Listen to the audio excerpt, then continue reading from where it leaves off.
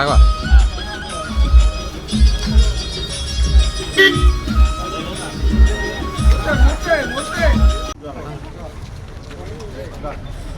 కొంచెం వైడ్ ఉంది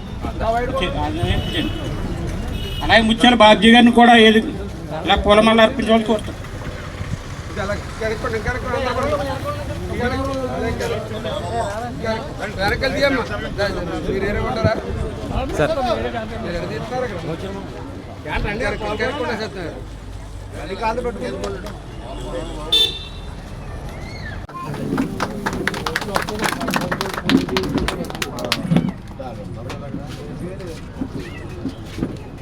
సార్ ఒకసారి జోహార్ బాబు జగజ్జీవన్ రావు, జోహార్ బాబు జగజ్జీవన్ రావు.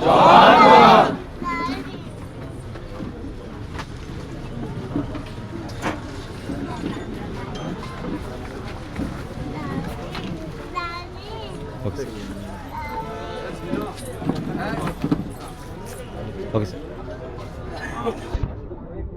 బాబు జగజ్జీవన్ రామ్ గారి 119వ జయంతి సందర్భంగా జగజ్జీవన్ రామ్ గారికి ఘనమైన నివాళులు అర్పించే కార్యక్రమంలో పాలు పంచుకోవటం, నాకు ఈ అవకాశం కల్పించిన సోదర సోదరిమణులందరికీ కూడా నా హృదయపూర్వకమైనటువంటి కృతజ్ఞతలు తెలియజేసుకుంటూ ఉన్నాను. మరి బాబు జగజ్జీవన్ రామ్ గారు చాలా పేదరికంలో పుట్టి జాతీయోత్సవంలో పాల్గొని రాజ్యాంగ పరిషత్తు సభ్యుడిగా పనిచేసి భారతదేశం గర్వపడే బిడ్డల్లో జాతీయోద్యమ స్ఫూర్తి నుంచి భారతదేశంలోనే ఒక అగ్రనేతగా అట్టడుగునున్నటువంటి అణగారిన వర్గాల వారి అభ్యున్నతి కోసం ప్రధానంగా మరి యొక్క సఫాయి కార్మికుల యొక్క సంక్షేమం కోసం విశేషమైనటువంటి తన జీవితాన్ని పణంగా పెట్టి పనిచేసినటువంటి గొప్ప మహనీయమైన వ్యక్తి బాబు జగజ్జీవన్ రామ్ గారు.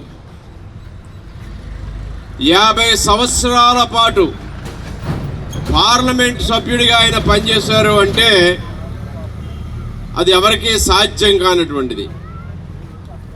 50 సంవత్సరాలు పార్లమెంట్లో సభ్యుడిగా పనిచేయడమే కాకుండా భారతదేశానికి స్వాతంత్రం వచ్చిన తర్వాత ఏర్పడినటువంటి తొలి మంత్రివర్గంలో అతి చిన్న వయసు ఉన్నటువంటి మంత్రిగా పనిచేస్తున్న ఘనత బాబు జగజ్జీవన్ రామ్ గారిది.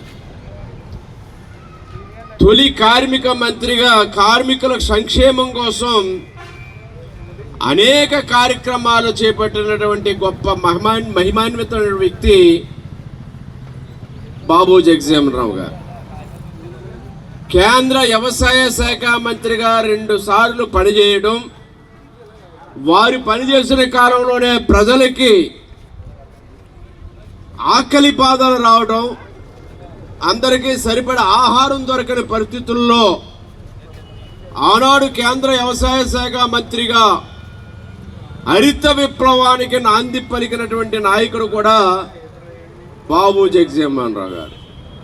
త్రుటిలో ప్రధానిగా అవకాశం కోల్పోయారు, కానీ భారతదేశానికి ఉప ప్రధానిగా ఆనాడు మేటి నాయకులతోటి నెహ్రూ గారు, ఇందిరాగాంధీ గారు, మొరార్జీ దేశాయ్ గారు వంటి గొప్ప వ్యక్తులతో పనిచేసినటువంటి గొప్ప నాయకుడు బాబు జగజ్జీవన్ రామ్ గారు.